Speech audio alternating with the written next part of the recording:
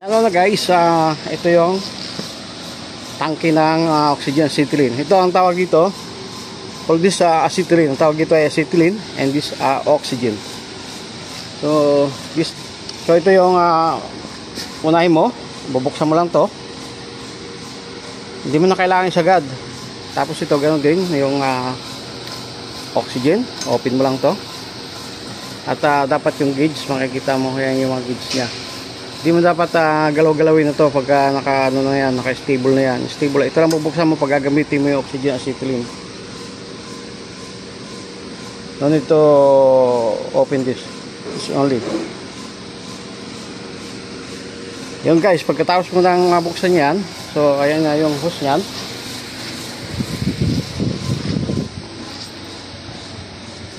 So ayan yung ito yung handle nya ng pang welding. This is the handle of oxygen acetylene welding. So guys, ituturo ko naman sa inyo kung paano siya gamitin.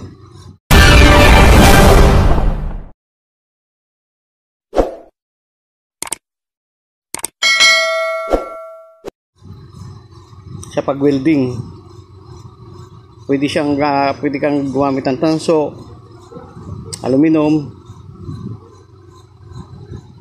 or welding steel only. So ordinary welding. So yan guys. Hello guys, kumusta lahat? Mayroon ako sa inyong ituturo kung paano paggamit. I want to show you how to use oxygen and acetylene welding. So please watch guys. At para matutunan mo ito guys, at karagdagan to sa iyong kalaman sa trabaho, ay matutunan mo ito guys. So tuturo kayo guys to. At ito na nga guys yung handle ng oxygen acetylene welding. At tuturo ko naman sa inyo kung paano mo siya bubuksan at paano mo siya titimplahin para ma-open mo ito. I will to show you guys how to open this and how to use this oxygen acetylene. After you see that two tank, oxygen acetylene tank. So this is now the welding acetylene oxygen. So tuturo ko naman sa guys kung paano siya open. Ito yung red, ito yung acetylene. This red is acetylene, and this the green is oxygen. Okay. So after that, if you want to open this, how to use? So first, open this red color acetylene. Okay. So I will open. After that, give it to lighter. What kind of lighter? After that,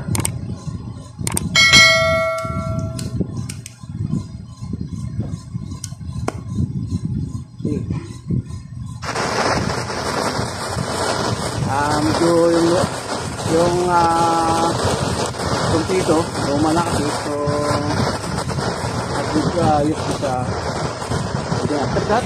So after open this acetylene, so this oxygen open up now, and then you control how big fire this one and how to make to use for welding.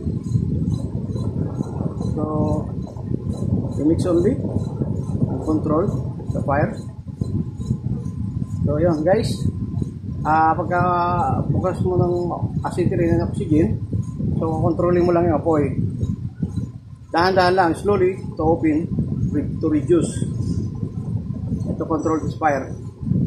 Okay guys, so it depends how to weld, what is your weld. Okay guys, so tuturo ko naman sa inyo guys kung paano ang pag-welding nito.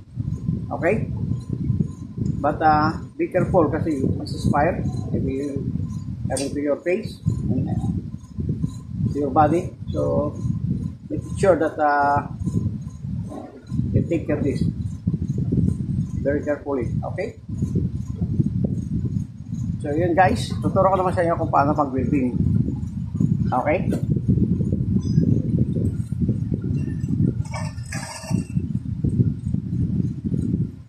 Sample ko sa inyo guys.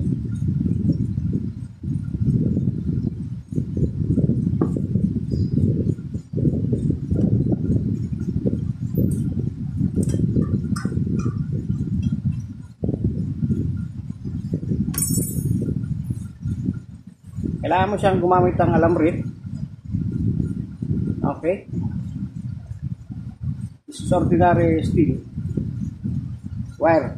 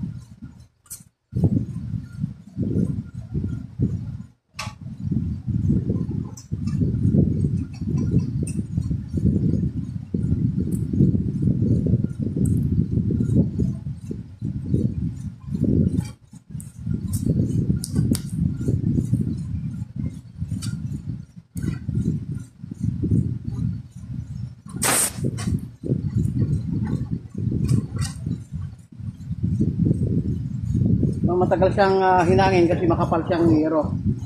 So this spot only is spot. Okay. If you want to fold four wheel, no problem. Like that, continuous four wheel. But this one, I example only to you how to weld. Okay guys. So see, I assemble this mini car. You know what I fix? This is rear bumper I fix. This is a rear bumper. So that's why I spot only. So yan guys, spot ko lang yung rear bumper niya. Hindi maganda yung alignment niya. So yun guys. At tuturuan ko pa kayo ng ibang paano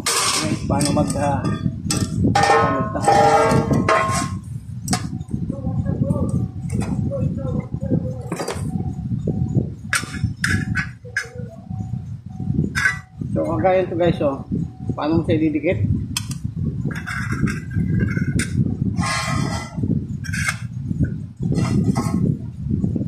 Okay, paano mo siya didikit? Ayan.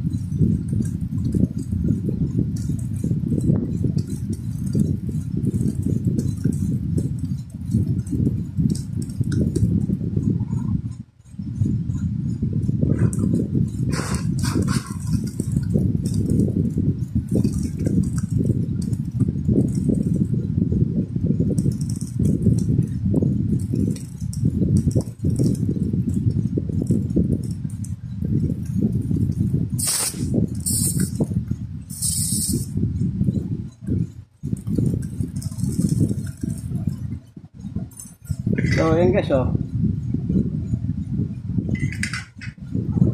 this fire, na bahala mag-control kung paano mo siya palalakasin. Maybe you want to slow like this, control the fire like that. So adjustment only this to boot this one acetylene oxygen. So remember, this red is acetylene and this oxygen. So guys, paano mo unahin buksan ay acetylene muna yung una mong buksan. After that, you open this acetylene din. switch lighter. After that, open this oxygen. So pagkatapos mo mabuksan ng acetylene, like this, okay. Sample ko ulit sa'yo. Off ko muna. So yan guys. Unahin ko muna yung acetylene, okay? Not too much to open. Only like that. One way, okay. After that, see, open. Then pwede mo siya, pag nakita mong mahina, saka mo siya i-control. Okay? Yan, o. Ito lalakas siya. So, tapos, then open this oxygen. Okay? Ayan.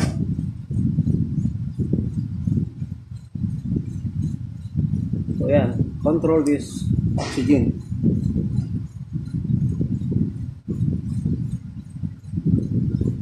Okay, ikaw na bahala kung paano mo siya i-adjust, kung gaano kalaki, depende sa ihinang mo. This one is exactly only for it depends what gauge of this pin sheet, how to weld.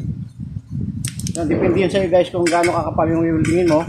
So depende rin sa adjustment ng apoy na gagamitin mo sa paghilang. Okay guys? Dali lang, di ba? So pwede rin sa tanso bronze. Okay, we'll teach you also the bronze. How to weld. Wait.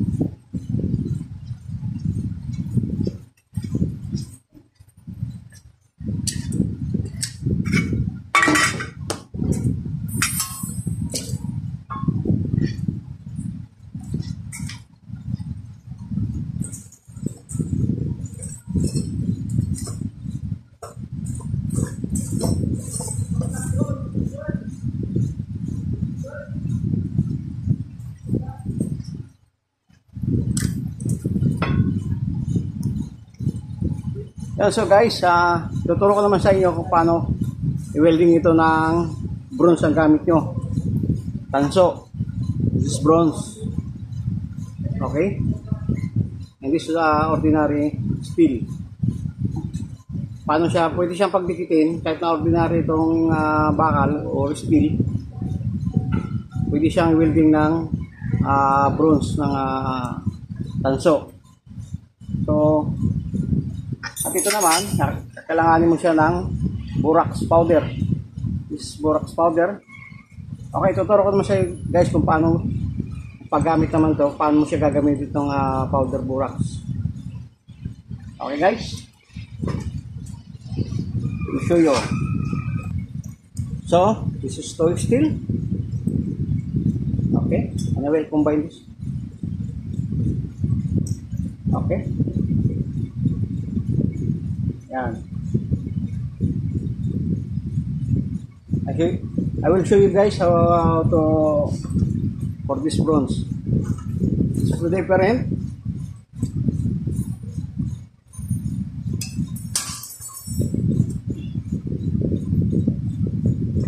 Just different guys. Ito ay alambre. This is a wire only.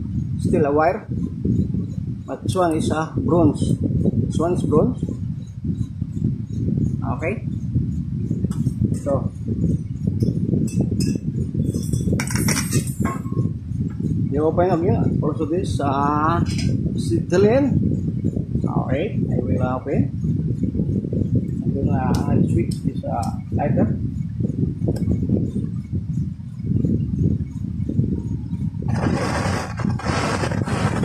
And then oxygen natin ay oxygen. So like that. Like that on the fire. So we need to control this, guys.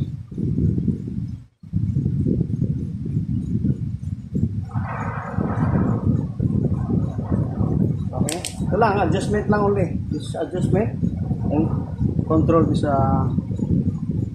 oxygen and acetylene. So, this is bronze. And I will show you how to use on this borax. So, for you put in the borax, you need to hit first. Okay. Okay. So, yan. Ayan guys, pagka na mo ng bronze, painitan mo muna, tsaka mo siya sasawsaw doon. So yan. So after that, then weld. So bago mo siya weldingin, painitan mo muna to. Okay? So yan. Welding ko na.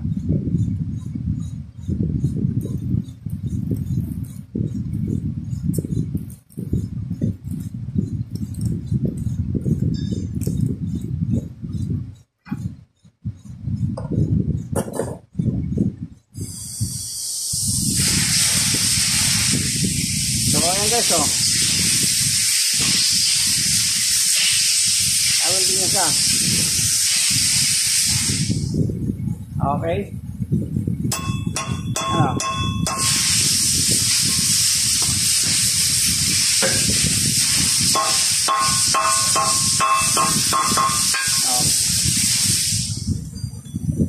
Kahit pupukin mo siya, hindi na siya maghihiwalay. Nakadikit na siya. Naka-welding niya siya. So yun na bronze ay pwede mong gamitin sa pag-welding sa steel or sa any kind of plain sheet. Pwede mo siyang gamitin. Depends sa weldingin mo. Depende sa weldingin mo itong oxygen acetylene. Okay? Pero hindi mo siya pwede, yung steel, hindi mo siya pwede magamit sa aluminum. Pag aluminum lang. So, yun guys. Naturo ko na sa inyo kung paano gamitin itong so, ayun guys, tinuro ko sa inyo kung paano gamitin itong oxygen acetylene. At